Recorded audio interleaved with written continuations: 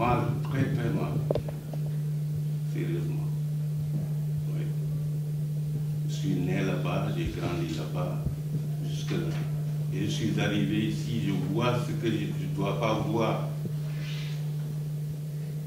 Et j'ai envie de retourner chez moi. Donc ça me manque.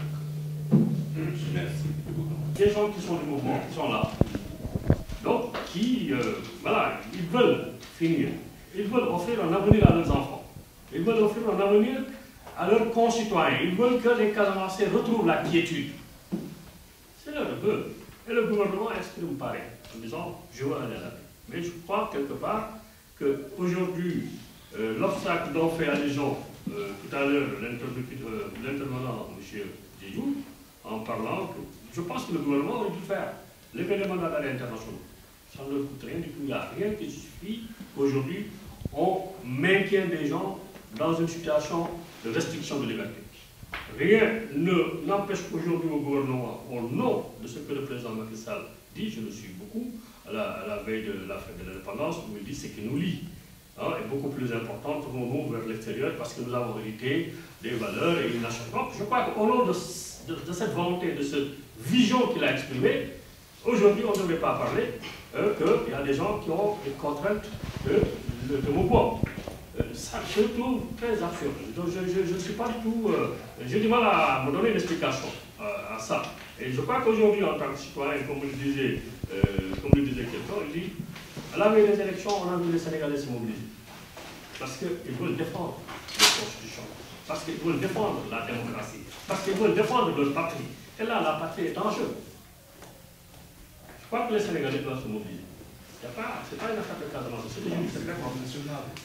C'est national. Donc, ça veut dire qu'aujourd'hui, il faut créer un déclic. Et tout ce que nous sommes en train de faire, ce dont nous voulons inviter les uns et les autres, c'est de comprendre cela. Si ça nécessite qu'une action mondiale soit déclenchée pour permettre au gouvernement et au même d'essayer de nous entendre, c'est nécessaire de le faire. Vous avez le déclic là. Voilà. Et donc, parce que tout simplement, pour moi, je considère que Macky Sall, c'est notre génération. Et puisqu'il dit que nous avons réussi quelque chose, donc à partir de ce moment que cet héritage-là, ça nous incombe tous, nous allons tous nous battre pour le défendre. Donc c'est l'avenir du Sénégal qu'on doit défendre. Dans cette situation. Voilà, entre le petit résumé que je voulais faire. Le ministre a dit que vous avez des déclics. C'est-à-dire qu'au sortir du film, le premier acte, c'est de faire un appel ici, parce que tout le monde sait dans les médias qu'on s'est réunis aujourd'hui, de faire un appel, de faire une résolution. Que cette réunion-là ne soit pas une réunion de pleurs. Les souvenirs dans les moments heureux, dans les moments de pleurs sont toujours fatigants. C'est comme positif. Monsieur Sam, c'est toujours dans la parole. Je suis le cousin de l'ancien ministre Youba Sambou. Seulement lui, il est là, c'est lui. Et je suis né à Togo. On vient du même village. Boulon. Alors, et on peut brosser le problème de Touba. Quand il avait été nommé ministre de la Défense, 2 semaines après, je l'ai appelé au téléphone. Je l'ai d'abord félicité, mais je lui ai dit, il faut que tu démissionnes. Pourquoi? Parce que tu ne peux pas être ministre et tu ne prends pas de décision. Ce sont les autres qui décident à ta place. Donc je ne vois pas ton utilité de ces ministres.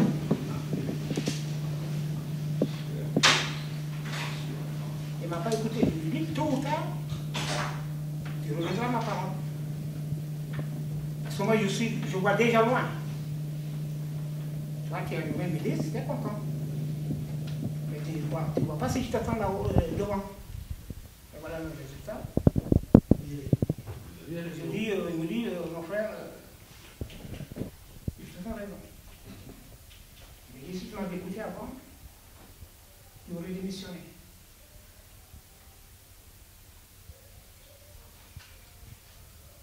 Au Sénégal, tu es pas avancé, on te nomme ministre, et tu peux t'entendre. Qui peut t'entendre? Faut se dire la vérité. Donc je pense que ça, on le partage, et je crois que cette légitimité aussi, c'est le peuple de Quai Là où moi je ne suis pas d'accord, quand on te nomme d'abord ministre, tu te poses d'abord la question pourquoi on nomme ministre et pourquoi faire? C'est ça. Mais c'est Ablaye Wade qui t'a nommé. Oui, mais là vous aimez bien manger. Merci beaucoup. Merci beaucoup. Le poste de l'administration avait été accusé d'être des complices de ce mouvement. Au même moment, ils étaient accusés par des tracts qui ont été signés par, je ne suis pas sûr, mais signés MFDC, qui les accusaient d'être des corrompus, des vendus et des trucs. Voilà la situation. Il y a des gens, parce qu'ils ont reçu un ami qui est venu les voir, ils ont été obligés d'aller répondre à la gendarmerie. Même Hassan Sek, à l'époque, responsable de l'Union régionale PS, avait été entendu à la gendarmerie parce que ministre du gouvernement, il a été accusé d'être derrière ces affaires-là. Non, non, tous, même Robert, jusqu'à Chekouli que j'ai connu. Beaucoup ont répondu. Donc, il faut qu'on fasse très attention. Il faut qu'on fasse très attention. Dans ce cas comme ça, quand on est cadre casamançais et responsable, d'un côté, des gens qui vous disent nous n'avons que les ânes pour régler cette question, on va venir tout raser. Vous dites aux gens non, je vais discuter avec les populations, faites doucement, je vais discuter avec les populations. Et finalement, il y a des trucs. Donc on n'a qu'à faire très attention. Aujourd'hui, nous sommes arrivés à un point où on ne peut pas aller vers une paix sans renoncer à quelque chose ou sans pardonner un peu. Si d'un côté ou de l'autre, il n'y a pas levé des poursuites comme ça, et du côté de MFDC, on montre la même attitude, il faut que les gens aillent dans le sens là. Mais je vous dis que c'est pas... Vous savez, c'est difficile hein, d'être quelqu'un qui est né, comme moi, par exemple, dans un village, je grandis, on me donne sur la même base, sur le même substrat culturel. Nous avons tous grandi. Je ne suis pas quelqu'un, et MFDC, moi je ne le suis pas. Lui, il doit mourir pour que moi je vive en Casamance. Ou bien moi je meurs, lui il vit en Casamance. Ou bien lui il serait très vendu, ou quelqu'un qui ne comprend rien. Moi, puisque je ne suis pas, on m'a vendu. Non. Je pense que c'est des méthodes très simplistes d'analyser les problèmes. Moi, je ne suis pas là pour discuter des profondeurs du problème. Et le moment venu, c'est le MFDC qui va négocier avec l'État, pas nous. Nous continuons, nous pouvons donner des idées. C'est le MFDC qui doit négocier avec l'État. Et c'est la raison pour laquelle je voudrais vous dire, regardez la forme la plus efficace possible. Est-ce que c'est le communiqué? Ou bien vous avez d'autres canaux pour parler à l'autorité? Réfléchissons à ça pour que la méthode ne nous conduise pas à faire des erreurs puisque nous sommes sur un terrain très glissant. Excusez-moi, doyen Sané, c'est ce que je voulais dire avant que vous ne parliez. Parce que culturellement, on ne parle pas derrière un doyen après. C'est pourquoi. Non, vous avez tout à fait raison. Je suis tout à fait d'accord là-dessus parce que la paix, c'est tout le monde. C'est très pénible de le dire, c'est très difficile. Connaître des familles casamancées, naître en Casamance, grandir là-bas, connaître l'environnement déjà, c'est pénible. C'est pénible à le restituer. C'est pénible. Donc, je crois qu'on doit tous faire preuve de pardon, parce qu'on appelle effectivement à la réconciliation, mais entre nous déjà, on doit faire preuve de pardon, preuve de dépassement, preuve de hauteur pour avancer. Et je crois qu'aujourd'hui, ce qui nous incombe tous, c'est l'avenir de la Casamance. Il va falloir discuter. Qu'est-ce que nous voulons donner à nos enfants? Qu'est-ce que nous voulons donner à nos petits-enfants? Qu'est-ce que nous voulons que la Casamance de 2030, 2020, qu'est-ce que cette Casamance va devenir? Voilà, je crois qu'aujourd'hui, il y a assez d'éléments de réflexion et tout doit maintenant partir à partir de ce que nous sommes en train de discuter, de ce qui existe, de ce que nous avons en main.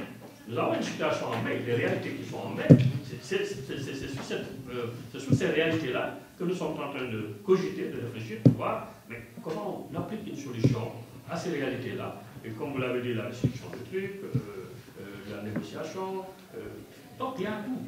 Il y a tout. Maintenant, un seul Casamance ne peut pas, une seule organisation ne peut pas, une seule personne ne peut pas, une seule région ne peut pas, un seul groupe socio-culturel ou ethnique ne peut pas. Donc c'est cette multiculturalité que regorge la Casamance, c'est-à-dire c'est cette richesse-là qu'il va falloir valoriser, et avec beaucoup d'intelligence.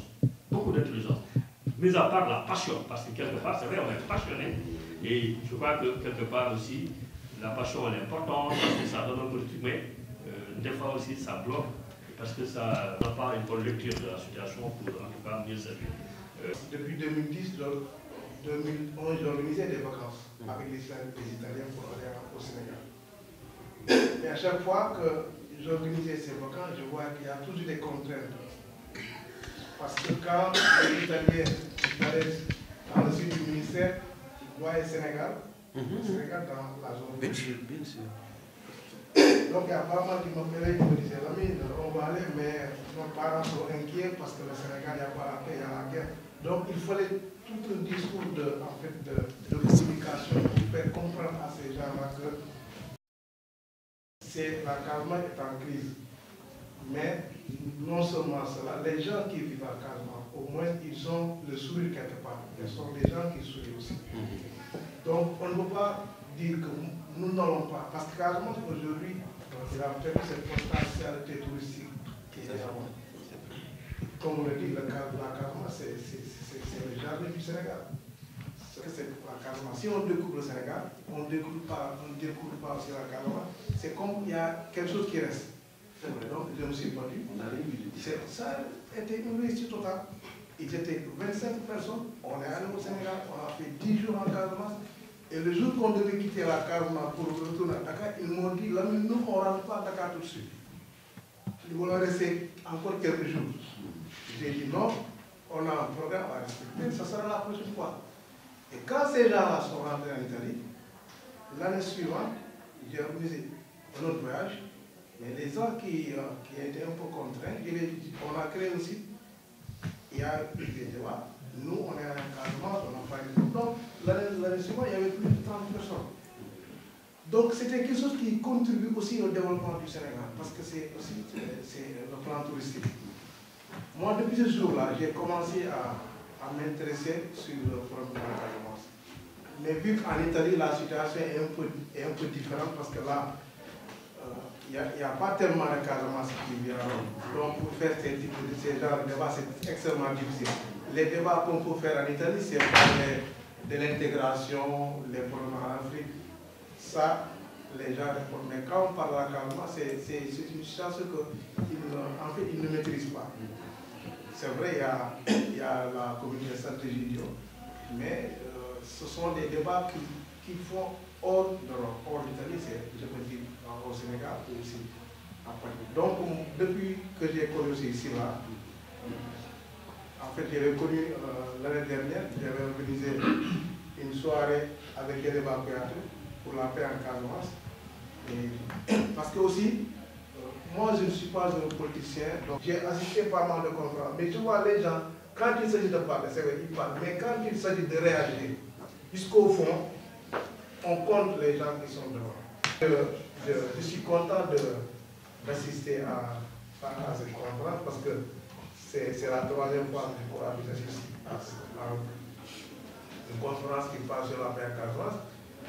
Mais aussi, je suis aussi content parce que là, je crois que des gens comme cela, ils méritent d'être soutenus. Soutenus,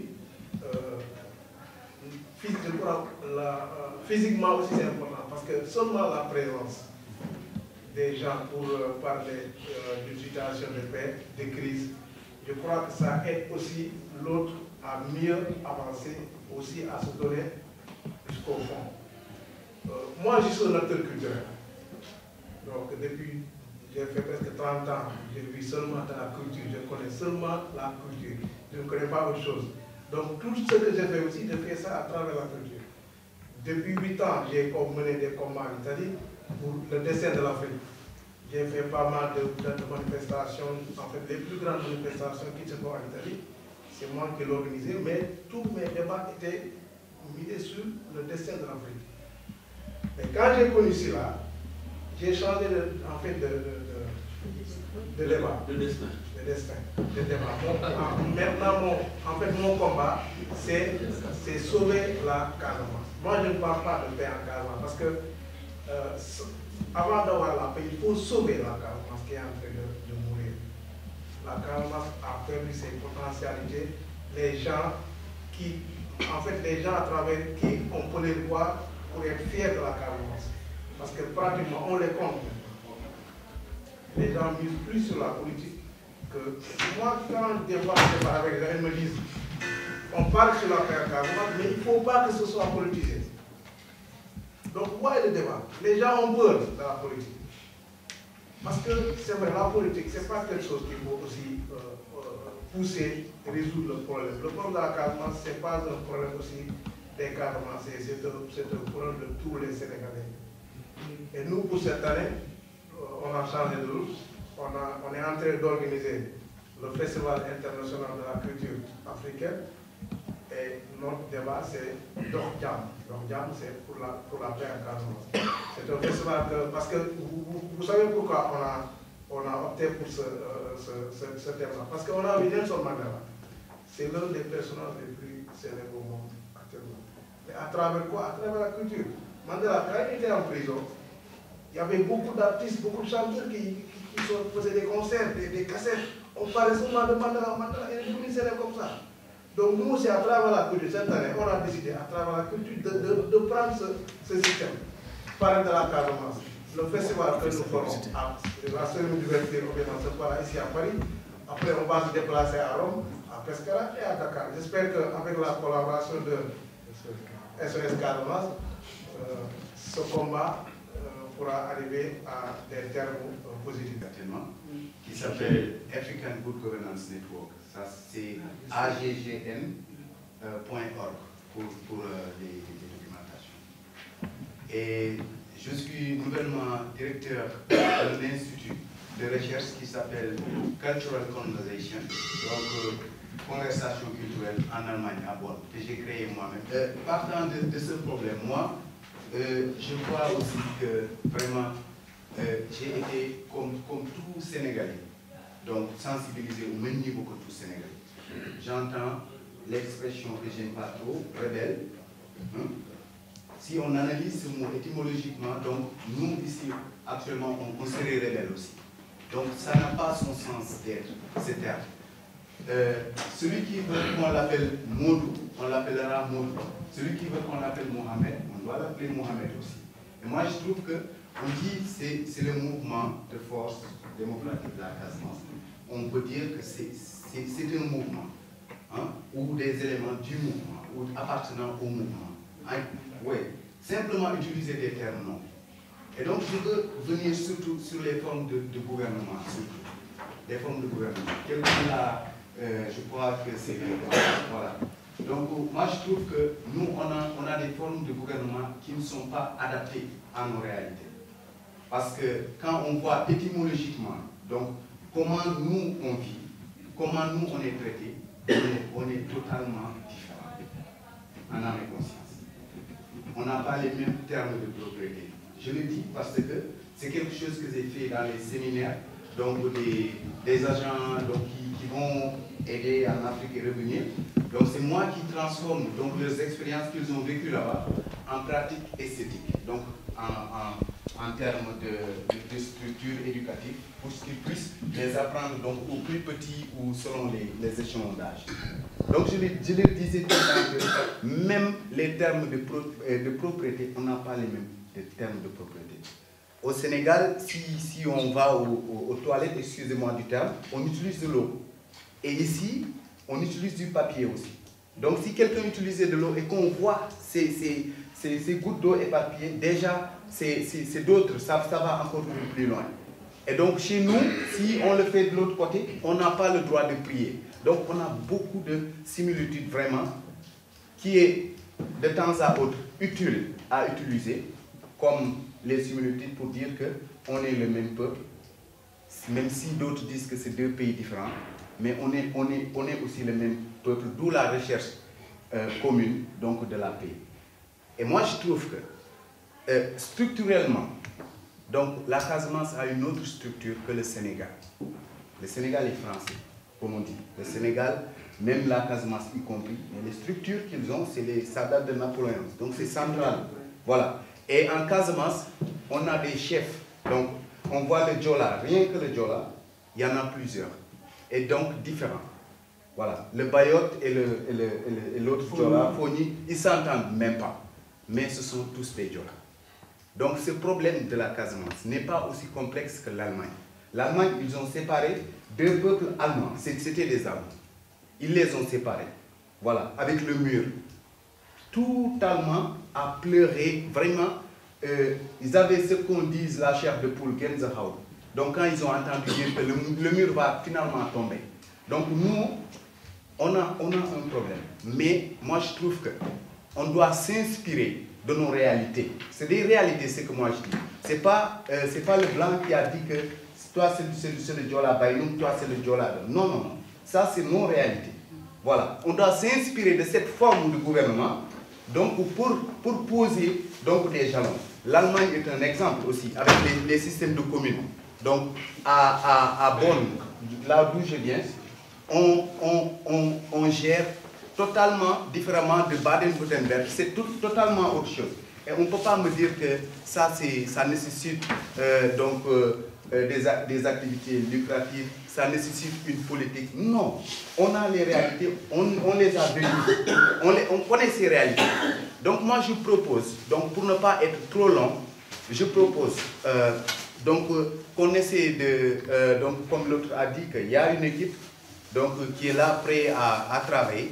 Moi je trouve qu'il faut aussi donc faire un workshop, un petit workshop, donc vendredi, samedi, dimanche, ou selon les besoins, donc sur le management du conflit, donc et des autres activités relatives à ces topics, donc comme la documentation, donc parce que bon, je vois seulement une caméra, je ne sais pas est-ce qu'il y a des dictaphones, je ne sais pas est-ce qu'il y a quelqu'un qui qui note, donc que ça soit vraiment très documenté quoi, parce que comme je dis, je suis novice dans la matière, je ne connais rien de ce problème. J'ai commencé à voir, à étudier Papa du Papa, donc pour être sensibilisé, pour ne pas donc qu'on m'accuse comme ça à tort. Parce qu'on est tous politiques, on l'a dit.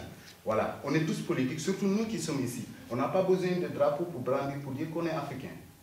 Voilà, on est tous politiques. Celui qui se déplace, il est politique. Donc celui qui vient de la Casamance, donc le prennent comme juge, quoi.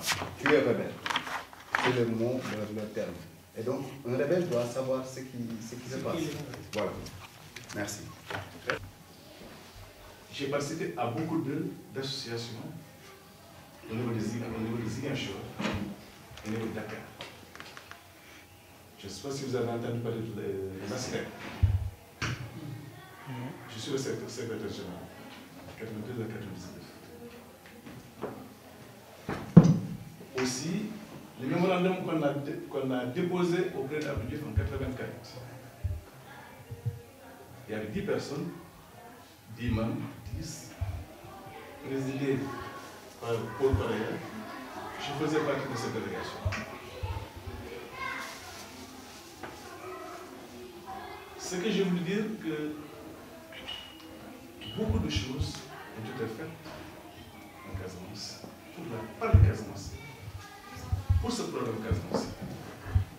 Je me rappelle encore, en 90, quelque chose comme ça, j'ai été accusé au consulat, le membre de cette délégation qui a déposé un mémorandum auprès de la je suis venu en formation à Paris. Je n'ai pas convoqué les Casamanciens pour qu'on parle du problème Casamance. Je suis venu pour une formation, je ne suis pas venu pour ça. Il y a déposé ce document auprès du président, il fallait pas. Notre travail était terminé. Bon, pour me résumer, je souhaitais qu'on mette en place, au niveau de la diaspora, ça peut être européenne, ou mondiale, Amérique, Afrique, Asie, une commission là, je demanderai à notre aîné, Sané, si le MFDC souhaiterait participer à cette commission pour travailler, faire des propositions, comme le président Macky aujourd'hui, ne cesse de le dire, il met au devant de tout la Casamance comme première priorité de ses priorités. On peut le saisir au mot. À partir de cette décision, à partir de ces propos, dire que voilà, comme le président s'est prononcé ainsi, et qu'à chaque fois qu'il parle au Sénégalais, il met la Casamance comme première de ses priorités. Il souhaite à ce que la paix revienne en Casamance. Pourquoi ne pas mettre une commission en place? Dans cette commission, parce que si on continue encore à dire non, cette partie, c'est cadre, ils sont tous vendus. Le MFDC est non fréquentable. Les étudiants, ils n'ont pas encore la parole parce qu'ils ne sont pas encore dans la vie active. Les femmes ne sont pas. Il faudra une commission, et peut-être française, européenne, mondiale, je ne sais pas, ça trop compliqué. Mais peut-être une commission européenne, discuter et sortir, faire des propositions telles que la suppression de la liberté de circuler. Ça peut être une des propositions phares de cette commission, avec d'autres encore, mais il faudrait bien que tout le monde accepte de participer à ce travail. C'est surtout cette proposition que j'ai voulu apporter en venant aujourd'hui. On parle, les capteurs français au niveau de l'ATEPA parlent. Une commission est venue ici, venant de Dakar, ça je les suis, de l'Antémètre, j'ai appelé pour ça. C'est quelqu'un qui m'appelle? Non, c'est moi qui ai appelé. Il va dire, tu as fait la réunion hier? Mais les pierres étaient là. Les rebelles étaient là. Non, il est venu pourquoi? Ça, je te comprends. Aussi, le chef de budget. Alors, ça, je ne suis pas content. Il m'a dit, excuse-moi, c'est bon, pas bref. Alors, c'est pour ça que j'ai dit aujourd'hui, quand Sylvain m'a fait part de cette réunion, je lui ai dit, moi, je vais venir. Je voudrais qu'on essaie d'être beaucoup plus positif, concret. C'est des propositions. On fera remonter au président de la République, parce qu'il le dit, et il ne cesse de répéter, qu'il fait de la Casamance sa priorité. Contrairement, il y a la lettre. Merci beaucoup. Je suis là d'abord au titre d'une association qui s'appelle Diaspocène. Diaspocène, c'est la diaspora sénégalaise. C'est une structure qui regroupe des cadres sénégalais établis en France et qui s'attachent à réfléchir, comme tous les cadres, pour le développement du pays. Je suis aussi là à titre personnel parce que de par ma présence, j'ai voulu apporter un soutien à un homme qui a une conviction, M. Silla en l'occurrence, et son association qui, quoi qu'on puisse dire, s'inscrit et s'impose dans le paysage français comme une structure qui a des convictions et qui cherche des solutions pour la Casamance. Celui qui cherche des solutions pour la Casamance, il le fait pour tous les Sénégalais, puisqu'on est d'accord que sans la Casamance, le Sénégal n'est pas sécurisé. Et d'après ce que j'ai entendu ici, tout le monde a parlé de gâchis. C'est vrai que c'est un gâchis. C'est un gâchis pour les Casamassés eux-mêmes, comme c'est un gâchis pour les Halpulaar comme moi, qui sont au nord du Sénégal. Puisque moi, je ne dissocie pas les deux. C'est un seul et même pays qui se nourrit de ses propres richesses. Il faut le prendre comme tel. Bon. Le deuxième point sur lequel je voulais insister, c'est qu'on a parlé du bilan. Moi, je trouve personnellement, je suis libre de le dire puisque je n'ai plus aucune attache politique. Je suis dans la société civile. Il y a la faillite des politiques. Les politiques sénégalais ont failli pendant que les cadres casamassés qui doivent être au premier plan ont fui leurs responsabilités. Aujourd'hui, on a l'impression que c'est une question d'argent. Les politiciens corrompus qui se promènent avec des mallettes, c'est même pas respecter les Sénégalais. Quand j'entends le président de la République qui dit « je nourris des soldats sénégalais ou des rebelles » entre guillemets qui tirent sur leurs propres frères sénégalais, c'est honteux. Le problème doit être pris avec beaucoup d'odeur, ça demande, sans que cela se passe actuellement. Et ce bilan, qu'est-ce que Macky Sall a fait depuis 1 an également, puisque c'est le sujet. C'est le sujet, quel bilan. Je trouve que la parole des hommes politiques a été démonétisée face à ce problème casamance. Lorsque M. Sylla a interrogé tous les candidats à l'élection présidentielle, pour leur demander, messieurs, vous voulez diriger le Sénégal? C'est quoi votre programme? Il l'a demandé, SOS Casamance. Absolument. Absolument. Personne n'a répondu. Ils étaient là en train de glaner des voix pour être au-dessus et gérer ce pays. Point. Moi, je n'y crois plus aux hommes politiques parce que c'est le cadet de leurs soucis. Pour eux, c'est une façon de placer des amis pour aller transférer des valises de part et d'autre. Donc, les cadres casamançais, les cadres là, les cadres sévères, tant qu'on est cadres sénégalais, on doit aussi se poser des questions. Quel apport il faut pour ça? La Casamance est pas un jeu. Tous les hommes politiques qui se sont essayés en se faisant de la politique avec la Casamance, ils ont essuyé des revers. On ne joue pas avec la vie des hommes. Il faut qu'on soit sérieux, aussi bien acteur de la société civile que politique. Être sérieux, c'est quoi? C'est poser les problèmes froidement. Le passé, on ne peut pas dire on fait table rase du passé, ça n'a pas de sens. Puisque quand on n'a pas d'histoire, on ne peut pas avoir d'avenir. Il faut qu'on se serve du passé dans ses erreurs historiques, dans les erreurs des gens de nos générations, on décortique qu'est-ce qui a été fait de bien et à partir de quoi on doit se baser pour enfin jeter les bases d'un développement de la Casamance qui n'est rien d'autre que le développement du Sénégal et de l'Afrique de l'Ouest. C'est de cette façon-là qu'il faut le comprendre. Donc je me réjouis encore une fois d'être là, de ton initiative. Je te dis bravo. Et l'idée que j'ai entendue ici, une commission de la diaspora, pourquoi pas, mais sachez que ça change la donne. Aujourd'hui, le débat il est exclusif entre le gouvernement qui fait ce qu'il veut sans rendre compte et le MFDC. Pourquoi pas une initiative citoyenne entre les deux? Pourquoi pas?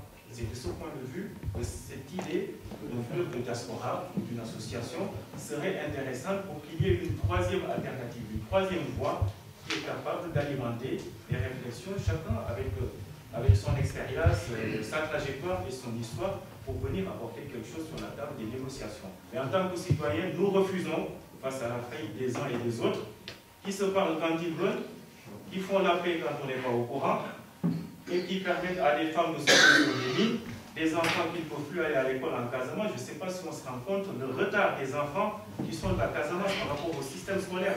On le saura dans 20 ans, il n'y aura plus de cadre.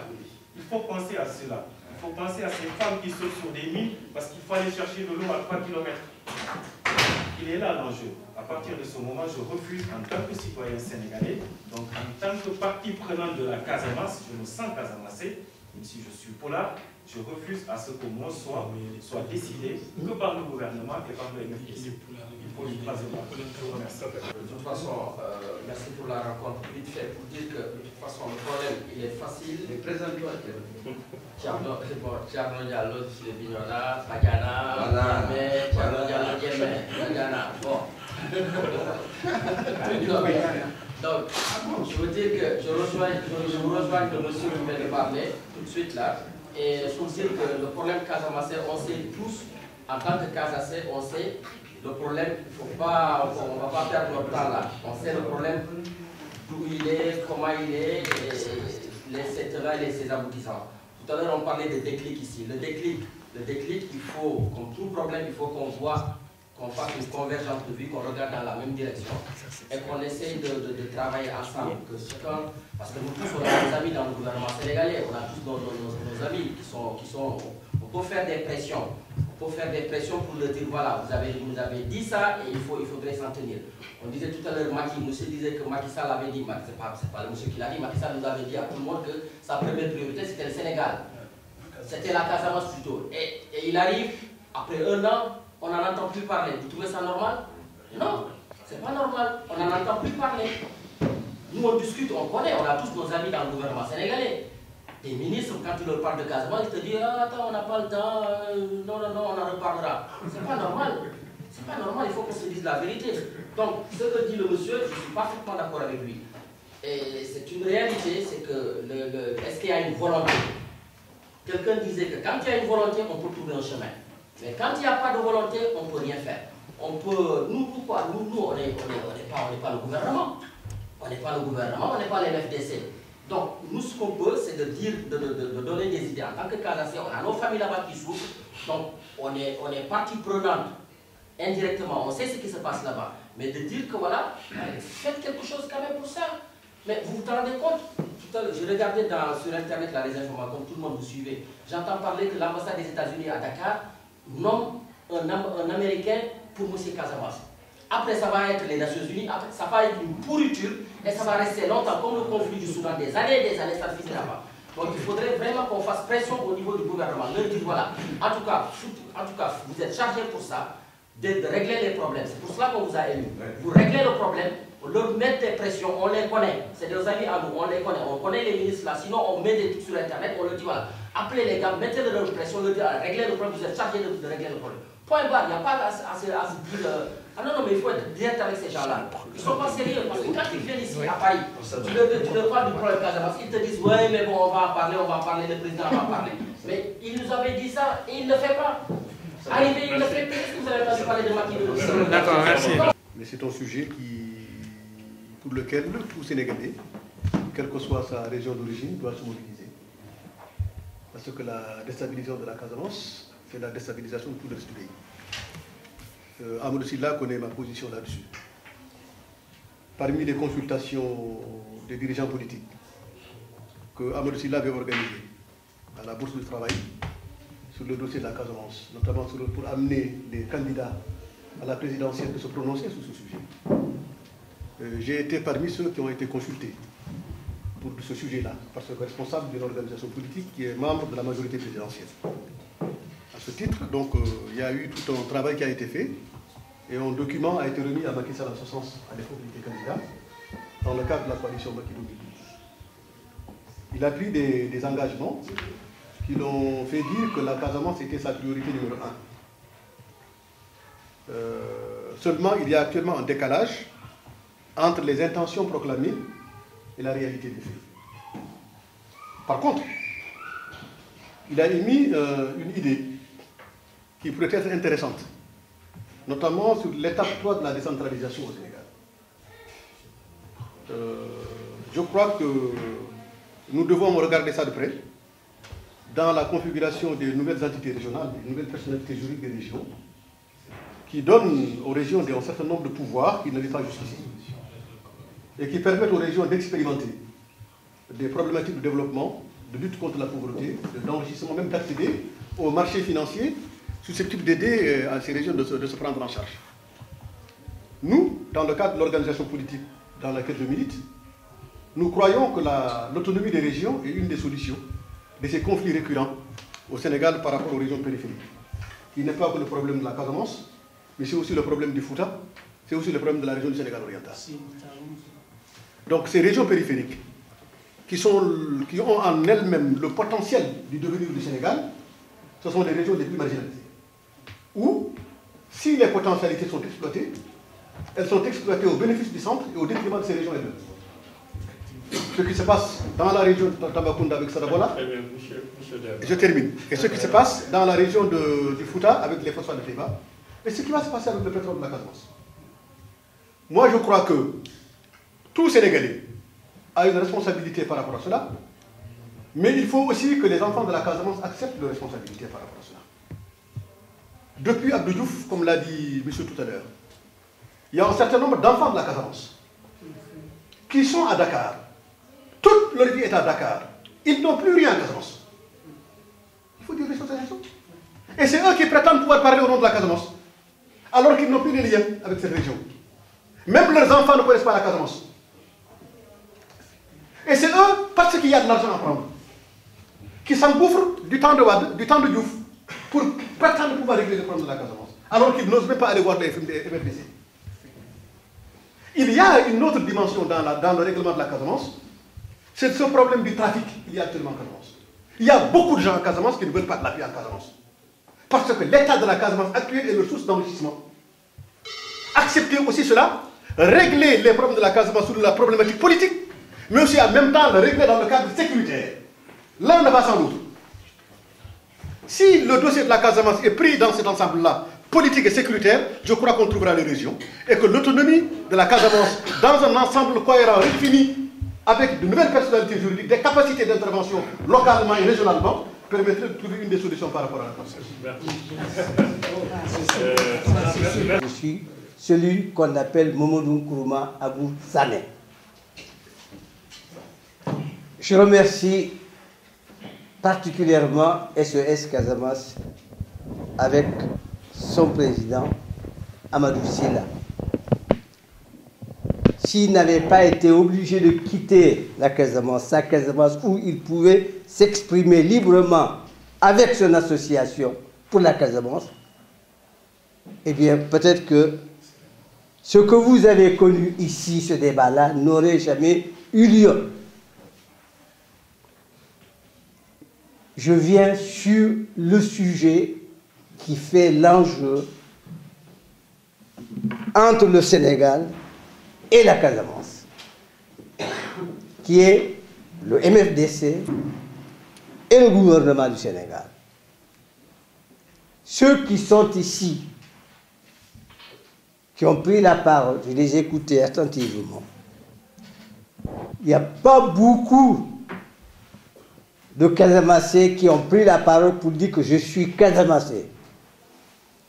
Ceux qui ont pris la parole jusqu'à présent, je suis né en Casamance, ma maman est Casamassé, mais personne ne s'est affirmé qu'il est Casamassé, qu'il prend la parole pour dire qu'il est Casamassé sur le sujet Casamance, sur lequel il doit donner son avis, s'exprimer librement.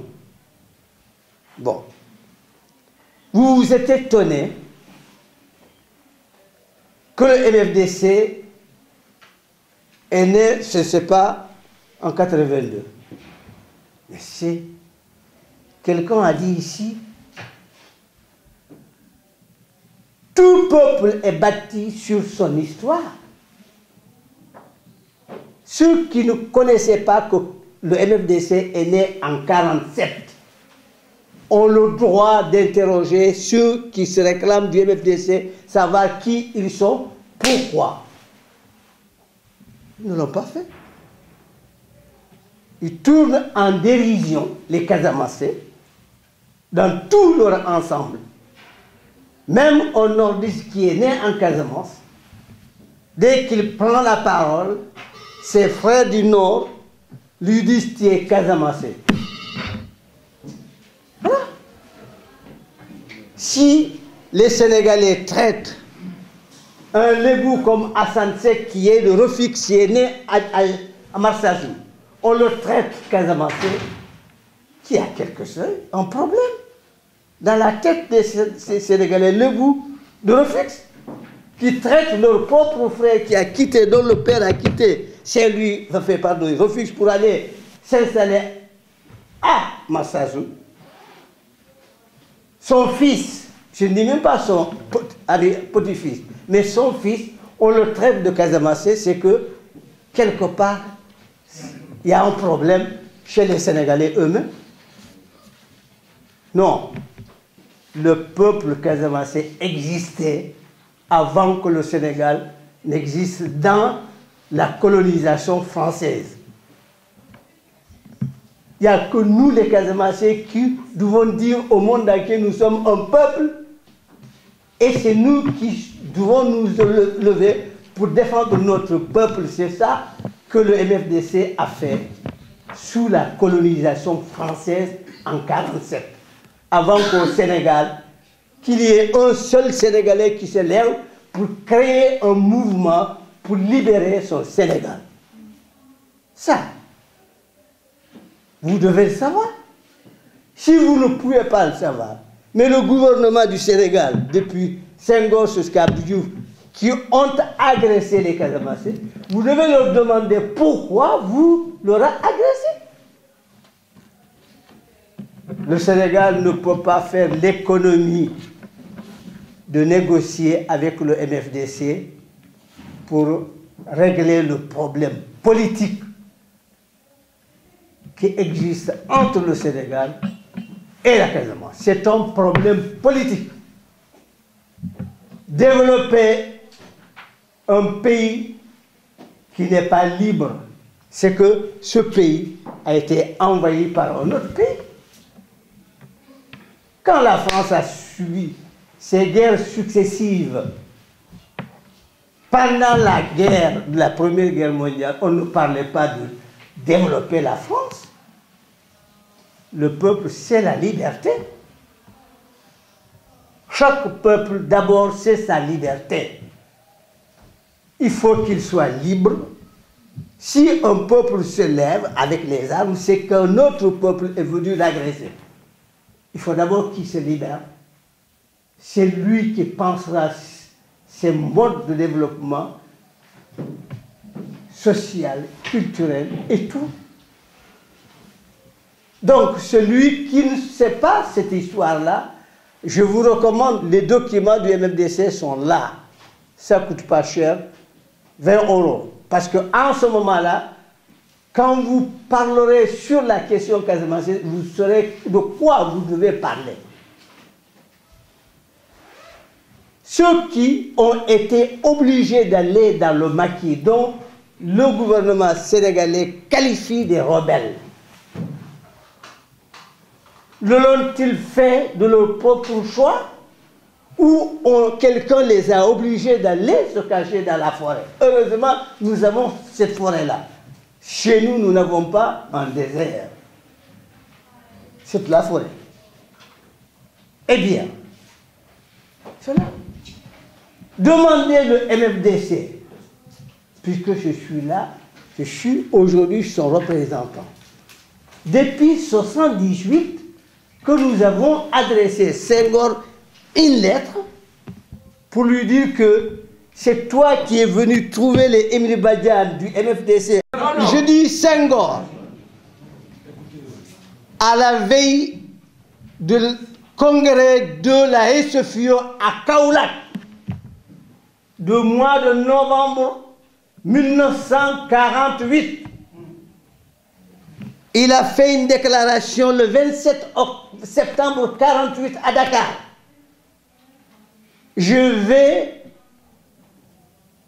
introduire une motion de censure au congrès de la SFIO à Kaolack. C'est de là qu'il a dit qu'il va créer un mouvement qui s'appelle le Bloc démocratique sénégalais, le 27 septembre 1948, après qu'on ait assassiné le premier secrétaire général du MFDC qui s'appelait Victor Diatta, le 19 avril 1948 à Dakar. J'ai son certificat d'animation ici.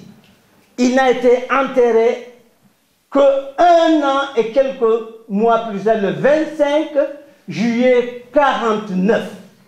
Donc Senghor est allé à la conférence de Kaolack, il introduit, et bien la SFIO a rejeté sa proposition. Voilà, parce que c'est très important. Oui, je termine parce que... Oui, mais malheureusement, à chaque fois, quand je prends la parole pour dire à tous ceux qui ont parlé du MFDC, sans connaître le MFDC, on m'astreint la parole. Vous ne pourrez jamais avoir votre vérité demain. C'est faux. Donc Senghor introduit cela. Il a été mis en minorité. Il revient à Dakar, il démissionne de la SFIO en adressant qui était à l'époque le chef du gouvernement Guy Mollet, après le 27 octobre, après sa démission de la SFIO, il crée officiellement le 27 octobre 1948 ce mouvement qui avait amené à donner l'ancêtre d'abord de BDS, UPS et Parti Socialiste. Voilà. Donc, le MFDC existait avant. C'est un peuple casamançais qui n'a jamais été colonisé par la France, pratiquement 70 ans. Donc, on ne veut pas nous tromper de quoi? Qu'est-ce que les Sénégalais de Senghor ont parlé avec le MFDC à Ziguinchor pendant 5 mois? Eh bien, ça, nous le savons. Si vous ne savez pas, nous les Casamassés, nous savons. Quand Émile Badiane, qui était secrétaire général, est mort en 1972, pendant que les Casamassés qui étaient chez lui attendaient pour accompagner le corps, les gendarmes pénètrent dans sa maison, ils ont pris les archives personnelles de Émile Badiane. Voilà, c'était devant nous les Casamassés. Récemment, Tété Diédiou, qui est le seul capable de nous dire où se trouve la reine Aline Sitoé Diatta que les Français ont fait arrêter le 28 janvier 1943 à Cabrousse. Quand il était mort, il est mort en 83, février 83. C'est le même scénario que les Casamassés ont assisté. Les gendarmes sont pénétrés chez lui, ils ont pris ses archives personnelles. Donc, voilà, je viens. Donc, voilà, le MFDC, le MFDC a écrit les hauts responsables du Sénégal, Senghor, Abdou Diouf, sans réponse. Leur réponse, c'est de tenter de nous éliminer. Eh bien, c'est ce qui nous a poussé à aller à prendre des armes pour la défense légitime de notre peuple. Donc le MFDC est seul responsable avec l'État sénégalais de ce que vous appelez ici. Par conséquent, moi qui parle avec vous, c'est moi qui ai signé le premier accord avec le gouvernement d'Abdou Diouf en Guinée-Bissau le 31 mai 1991.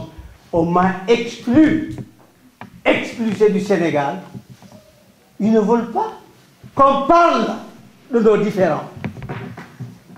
Depuis 1991 jusqu'à aujourd'hui, la paix que le Sénégal veut imposer à la Casamance aura-t-elle lieu? Non. C'est la paix que nous, les Casamassés, nous imposerons chez nous. C'est-à-dire qu'ils nous ont poussés à prendre les armes. Ils nous ont dit l'indépendance s'acquiert avec les armes. C'est Abdou Diouf qui nous a... Il est là. Non, mais laissez-moi parler. Quand vous avez parlé, je suis intervenu. Non, mais c'est ça votre problème. Non, mais oui, mais écoutez-moi, mais il ne faut pas m'interroger. Parce que je ne vous ai pas interrogé. Je dis clairement, c'est ce qu'Abdou Diouf nous a dit. Il m'a envoyé son chef d'état-major aide de camp Babacar Wane pour nous dire que la paix dans la décentralisation, ou c'est une guerre de 1000 ans que on vous imposera. Je constate qu'il n'est plus là. Eh bien, Macky Sall, dont on vous avez dit, mais il a menti ce qu'il a dit. Le 17 février, quand il est arrivé à Ziguinchor pour sa campagne, il a dit aux Casamassés, si je passe, je décrète un cessez-le-feu immédiat. L'a-t-il fait?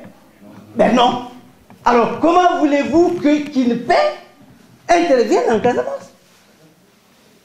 Macky Sall lui-même, il ne savait pas qu'il allait être président. Mais il l'est. Vous avez tous oublié les programmes de vos candidats à la présidence de la République. C'est ce qui m'étonne, moi. Alors donc, interrogez-le. Il n'y a qu'une seule personne qui n'a pas oublié, c'est le journaliste Domingo, Bakar Domingo Mané. Il l'a interpellé 2 fois. Voilà. Donc je crois le problème entre MFDC et l'État sénégalais, c'est un problème réel. Qui refuse de négocier? Et c'est lui. Macky Sall a dit à la veille de son conseil des ministres qui voulait faire à Ziguinchor, vous les Casamassés, vous pouvez vous battre pendant 400 ans, jamais vous n'accepterez, vous n'aurez pas votre indépendance. Il l'a dit. Après se faire élire. Donc par conséquent, pour vous dire que nous, le MFDC, nous sommes chez nous. C'est eux qui nous ont poussés à prendre les armes. Ces armes, nous ne les rendrons jamais à eux. Les fractions que vous avez dit ici, qui sont des fractions, mais aucune fraction du MFDC armée ne rendra ses armes à un gouvernement quelconque sénégalais. Donc par conséquent, c'est là une seule chose, c'est dire celui qui a la responsabilité de l'État du Sénégal de respecter ses paroles, de convoquer la réunion, la réunion avec le MFDC. C'est à partir de là que la paix ou la non-paix viendrait. Moi, en ce qui me concerne, qu'on m'ait poursuivi un mandat d'arrêt international, jamais je ne souhaiterais que Macky Sall l'enlève, parce que c'est mon peuple qui lèvera ce mandat d'arrêt international, me rendra ma liberté. Voilà. Donc on ne va pas se séparer comme ça après avoir eu un débat aussi riche. Il faut absolument sortir d'ici avec une proposition à réaliser. Absolument. Ok? Alors, cette proposition, pour le moment, j'ai écouté le doyen, vous savez, malheureusement, à sa conclusion, il n'y a pas de proposition concrète à réaliser. C'est très bien de faire historique, l'histoire de la Casamance. Mais maintenant, alors, proposition, je pense que la proposition a été faite par Souleymane. Il faut une résolution il faut diffuser. Alors, c'est une sensibilité, c'est ça qui est la Casamance. Je crois que si on le confronte de cette manière-là, on arrivera à appliquer quand même des choses assez intéressantes. Et je pense que les gens ont dit qu'il faut qu'on arrive en tout cas à tirer dans le même sens. Parce que la force résulte dans l'unité, et c'est cette unité-là que nous convoquons. Donc ce qui fait que la parole sera donnée effectivement à toutes les sensibilités casamançaises qui vont s'exprimer. Je requiers en définitive des propositions faites, propositions de résolution, propositions de mise en place d'une commission. Il y a une dynamique qui est en train de créer, donc M. Dia également a parlé effectivement du travail que vous êtes en train de faire. On va essayer de coordonner tout ça. On va prendre en compte cette difficulté, tous les problèmes et trouver des solutions. Je vous remercie. Aujourd'hui que le MFDC et le Sénégal vont vers la paix, quel est le message que vous voulez transmettre aux Sénégalais? Le message que je vais transmettre au peuple sénégalais comme au peuple casamancé, c'est pour dire que il faut qu'il demande le président de la République, Macky Sall, de d'abord respecter une des priorités qui va mener demain les négociations en Casamance. Quoi? Il avait dit aux deux peuples, si vous me faites élire au président de la République du Sénégal, sur la crise casamançaise, je prendrai telle mesure, telle, je décrète un cessez-le-feu immédiat. Il ne l'a pas fait jusqu'à aujourd'hui, ça fait bientôt 1 an qu'il est au pouvoir. Et quand on voit que les différents chefs rebelles sont en train, les chefs qui ont pris les armes sont aujourd'hui en train de rejoindre le camp de la paix, quel est le message que vous avez envie de transmettre? Eh bien écoutez, moi le message que je transmets au peuple casamancé comme peuple sénégalais, ceux qui peuvent amener la paix en Casamance, qui sont différentes fractions du MFDC, c'est le seul message que le peuple casamancé leur demande. S'ils peuvent ramener la paix en Casamance, qui est donc l'indépendance de la Casamance, qu'ils l'amènent, comme ça tout le monde se reposera en paix, comme le mot paix a sa signification. Et quand on voit les combattants, notamment vos chefs d'état-major sur le terrain, rejoindre le camp gouvernemental pour discuter à Dakar? Mon chef d'état-major sur le terrain n'est pas encore rejoint dans le camp dont vous me citez. Voilà.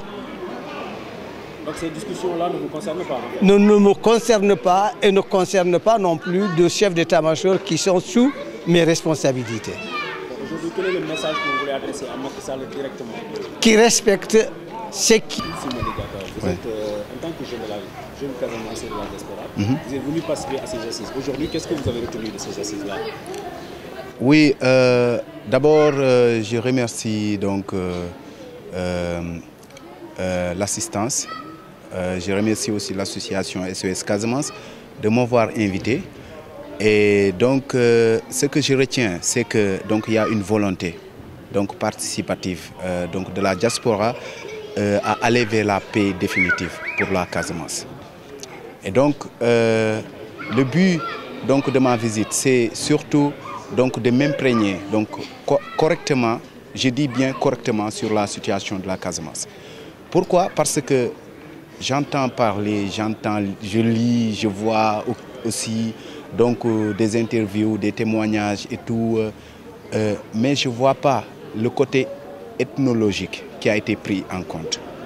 Voilà. Quand je dis le côté ethnologique, c'est surtout donc une remarque donc, que j'ai fait. Donc il y a plusieurs sortes de Diola. Donc il y a les Diola, il y a les Mandingues aussi, il y a beaucoup d'ethnies au niveau de la Casamance. Et donc pourquoi pas adopter cette forme de gouvernement, voilà, comme l'Allemagne. Donc la forme de gouvernement que le Sénégal adopte, je pense que ce n'est pas une forme de gouvernement qui répond aux critères d'une marche vers la paix en Casamance. Aujourd'hui, vous êtes établi en Allemagne depuis des années. Qu'est-ce que vous dites à vos collaborateurs, à vos camarades, à vos amis qui vous demandent sur la situation de votre pays? Oui, je dis tout simplement en général que je ne sais pas. Pourquoi? Parce que c'est une situation très complexe. C'est une situation, je le dis encore, très complexe et compliquée. Et compliquée pourquoi? Parce qu'on suit trop l'Europe. On suit trop l'Europe. On suit trop l'Europe au terme de ne pas regarder ce que nous avons en potentiel. Donc je dis qu'on est Casamancé, on n'a pas choisi de l'être. On n'a pas choisi d'être Casamancé. On est Casamancé, on l'est. On est Sénégalais, on l'est. Mais c'est deux peuples. Donc c'est un peuple, mais deux pays, comme le disent l'autre. Voilà.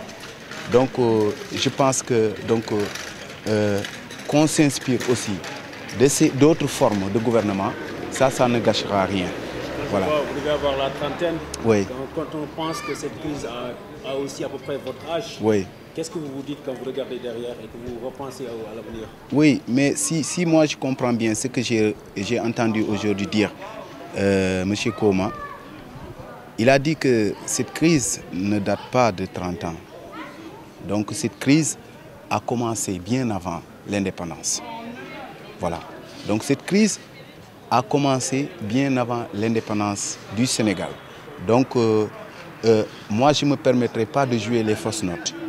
Donc si j'ai les documents écrits que moi je pourrais exploiter moi-même, je ne dirais pas que la crise date de 30 ans. Mais je sais que c'est un traumatisme, ce que moi j'ai vécu. C'est un traumatisme, ce que nous on entend dire. Aujourd'hui, dans la salle, on a entendu les massacres qui ont été faits.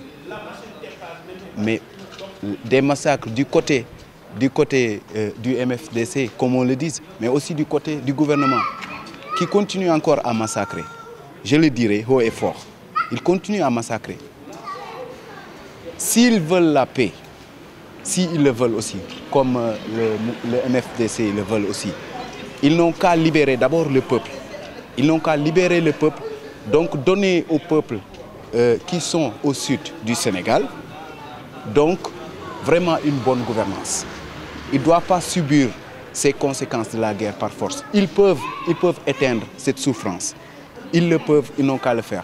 Quand le président dit que la crise Casamancé, il en fait une priorité, donc ça doit être une priorité. Voilà. Voilà. Il n'a pas dit que c'est un commencement, il n'a pas dit qu'il va débuter. Voilà, puisqu'on parle du début d'un commencement aussi. Mais il n'a qu'à prendre cette situation en charge dans une forme de bonne gouvernance. Il connaît la matière. On l'a élu, on l'a choisi pour ça. Donc il n'a qu'à régler ce problème. Voilà, l'état civil de la région de Ziguinchor, de la région de Kolda, de toute cette région de Basse-Casamance, doivent être révisés. Ils doivent contrôler, comme ils contrôlent les biens mal acquis, ils doivent contrôler aussi, est-ce que le citoyen du Sud est traité au même pied d'égalité que les citoyens sénégalais? La corruption, est-ce que les documents que les gens se demandent, l'état civil, les papiers, la scolarité, parce qu'on voit, on a vu récemment donc, des ingénieurs agronomes ou des étudiants en agriculture qui font la grève. Mais cette grève, c'est quoi? Cette grève, c'est quoi? Si eux, ils devaient avoir des postes, où est-ce qu'ils devraient travailler? C'est en Casamance.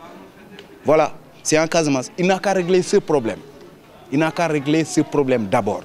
On a beaucoup de choses. Il y a des étapes qu'on doit faire. Il y a des étapes. Moi, j'ai proposé aujourd'hui qu'on aille dans une autre démarche. Pas juste dans la rhétorique, mais on aille dans la pratique. Dans la pratique. Et je parle de pratique esthétique. Qu'on fasse, qu'on met des jalons. Ici, des workshops donc, sur le management de conflits. On l'a proposé. Et donc, je crois que l'SOS Casamance a pris bonne note. Et je crois que vraiment, on va aller, Inch'Allah, dans une paix définitive et de tout cœur. Voilà, merci. Je crois, en tant que membre de la société civile, de la diaspora en France, sénégalaise de la diaspora en France, vous avez participé à cette assise organisée par la SOS Casamance pour, en quelque sorte, voir le bilan de Macky Sall, un an après son arrivée sur la question casamançaise. Qu'est-ce que vous avez tiré comme leçon aujourd'hui de ces assises? Il y a deux choses. La première chose, c'est remercier M. Sela d'avoir cette initiative-là. Et initiative à renouveler parce que le problème de la Casamance en tant que tel n'est pas encore résolu. On en est loin de sa résolution. La deuxième chose que je veux dire, c'est que je ne prétends pas faire le bilan de Macky Sall en un an. La troisième chose que je veux dire, c'est que nous restons sur notre faim quant à la résolution et quant au développement de cette région-là. Parce que derrière le mot indépendance, je vois bien les problèmes de développement que ça pose.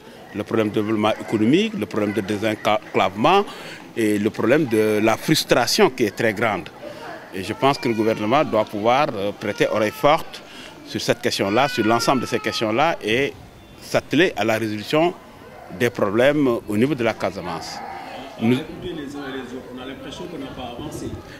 À écouter les uns et les autres, on a l'impression plutôt d'avancer. Parce que pour la première fois, au niveau de la diaspora, des réunions continues sur la question de la Casamance ont été lancées. Et de même, cette réunion-là a fait des percées parce qu'on a eu l'avantage de discuter avec des représentants de MFDC, même si c'est difficile, c'est compliqué. Même si le raisonnement qui nous tient n'est pas cohérent, mais c'est ce que nous avons pour négocier avec lui. Et je pense que ça avance. À chaque fois, il vient, il manifeste son désir flou de vouloir négocier, de vouloir la paix, parce qu'il faut dire flou, parce qu'à travers sa disponibilité, il pose 100 000 préalables. Je pense que c'est une construction intellectuelle chez lui qui est bizarre de mon point de vue. Mais nous n'aménagerons pas nos efforts pour que la paix subsiste en Casamance. Mais le premier acte qu'il faut poser, c'est, tel que Macky Sall et son gouvernement nous le disent, c'est la compréhension de Yono Yokote. Et la Casamance en demande, Yono Yokote Casamance, au niveau de la jeunesse, au niveau des femmes qui se sont regroupées tout récemment, au niveau de l'ensemble de la population au niveau de la Casamance, qui réclament des développements économiques, de l'enclavement, etc. Mais quant à strictement la question de la guerre, nous pensons que la négociation doit être moteur sur cette question-là. Tel que nous apercevons Kourouma et les dernières discussions que j'ai eues avec lui, il disait qu'effectivement, il est prêt à se mettre autour d'une table si quelques préalables, qui ne sont pas des préalables insupportables. Il me donnait comme exemple de préalable l'enlèvement du mandat d'arrêt international qui se pèse sur un ensemble de gens du MFDC. Voilà. Donc je pense que le gouvernement, s'il est dans de bonnes dispositions, doit pouvoir se pencher vers ces questions-là. D'autres préalables, les gens ici sont mus par l'idée d'une paix. Et il faut mettre autour de la table des négociateurs crédibles. Les négociateurs crédibles, cela veut dire ceux qui n'ont pas intérêt particulier, pécunier, etc., pour que la Casamance puisse continuer à faire de la guerre. La jeunesse est en train de prendre, la jeunesse casamance est en train de prendre ses responsabilités. Je pense qu'ils s'intéressent davantage à la politique. Il faut qu'en Casamance aussi, que d'autres voix, des voix nouvelles, puissent se faire entendre, des voix de la jeunesse, etc., etc. Nous avons vu quelques gens, nous avons eu quelques indices au niveau de la population Casamance, au niveau de la Casamance, qui nous viennent jusqu'ici, des personnes jeunes, crédibles, à l'occurrence un certain M. K, bon, qui participe au développement, qui est encensé par la population casaçaise. Je pense que, d'ailleurs son nom, ça doit être Doudou, non? Je pense que ces gens-là et d'autres jeunes casaçaises montrent effectivement la voie qu'il faut suivre, tant au niveau du développement, de regroupement des femmes, regroupement des jeunes, etc. Je pense que c'est des initiatives. Quant à nous, de notre poste d'observation, nous continuons on a commencé les bases d'une discussion avec la diaspora canadienne où il y a énormément de Casacais, la diaspora américaine. Bon, aujourd'hui, on avait la fierté de recevoir des gens venus d'Allemagne, des gens venus d'Italie, et nous nous organisons en conséquence à lancer ce que nous avons, notre résolution que nous avons prise, dont le premier point, c'est mettre les gens autour de la table, que le gouvernement sénégalais puisse enlever le mandat d'arrêt international, qu'on puisse pouvoir discuter véritablement autour sur la question de la paix en Casamance. Et tout ceci accompagné par le mouvement de la jeunesse, initié par M. K, tel comme nous l'a apporté, pour un véritable développement de Yono Yokote au niveau de la Casamance. Je vous en remercie. C'est vous qui avez appelé aujourd'hui à une assise Casamance pour essayer de voir où en est la paix aujourd'hui. Au sortir de cette réunion, quel est le bilan que vous tirez? Moi, je pense qu'il faut se réjouir déjà du fait que les gens sont mobilisés et se réjouir également que les gens en font leur préoccupation aujourd'hui, la question casamançaise, notamment le problème, en tout cas, de la paix. Je pense que je suis, en tout cas pour ce qui me concerne en tant que président des SOS Casamance, tout à fait satisfait de la bonne contribution, en tout cas des participants. Je suis aussi satisfait, en tout cas, des propositions intéressantes qui ont été faites. Et je pense que c'était ça le but, effectivement, de cette rencontre, c'était de permettre à des acteurs de la société civile, des acteurs de la diaspora, c'était de permettre aux Sénégalais tout court de pouvoir s'exprimer, de donner leurs sentiments. C'est vrai qu'on voulait faire une petite évaluation sur comment dire, la manière, les 1 an du mandat de Macky Sall. 1 an, on ne peut pas évaluer, c'est vrai, une politique sur la question de la Casamance, sur la question de la paix, mais 1 an, c'est quand même des indications que ça nous donne. Et de ce point de vue, je pense qu'il y a de l'espoir. L'espoir en ce sens que le président de la République, son gouvernement se trouve dans des dispositions assez intéressantes pour aller à la table de négociation avec le mouvement des forces démocratiques de la Casamance. Et également du côté du MFDC, il y a des dispositions intéressantes. Je crois qu'aujourd'hui, les conditions sont réunies pour permettre en tout cas à un dialogue pacifique, à un dialogue patriotique. Et c'est en cela effectivement que nous appelons de tous nos voeux les deux parties à accélérer pour abréger en tout cas les souffrances des populations de Casamance qui ont souffert pendant 32 ans, je rappelle. On a vu que des remarques ont été faites ici, des suggestions aussi. Qu'est-ce que vous allez faire de toutes ces informations qui ont été recueillies aujourd'hui? Bon, les informations, on va les partager. Évidemment, on va les partager avec les acteurs concernés, à savoir l'État du Sénégal et le mouvement des forces démocratiques de la Casamance. Mais ce que je veux en tout cas dire aujourd'hui, c'est que les gens l'ont exprimé également. On ne peut pas faire la paix avec des gens qui se sentent en tout cas contraintes, qui en fait ont une restriction de liberté en termes de mouvement, une restriction de liberté en termes de parole. Je veux parler tout simplement, évoquer la question des mandats d'arrêt internationaux qui pèsent sur un certain nombre de responsables politiques du MFDC et peut-être responsables militaires. Et je crois qu'à ce niveau-là, le gouvernement du Sénégal doit pouvoir prendre des mesures rapides parce que la question des mandats d'arrêt, à mon avis, ça ne doit plus être d'actualité. Ça doit vraiment être quelque chose qu'on dépasse. Aujourd'hui, on doit le dépasser et la paix s'impose et il faut impérativement, d'une manière ou d'une autre, qu'on aille tous ensemble pour cette paix-là tant souhaitée, qui a été, en tout cas, qui est le vœu de tout le monde, particulièrement, en tout cas, du peuple sénégalais.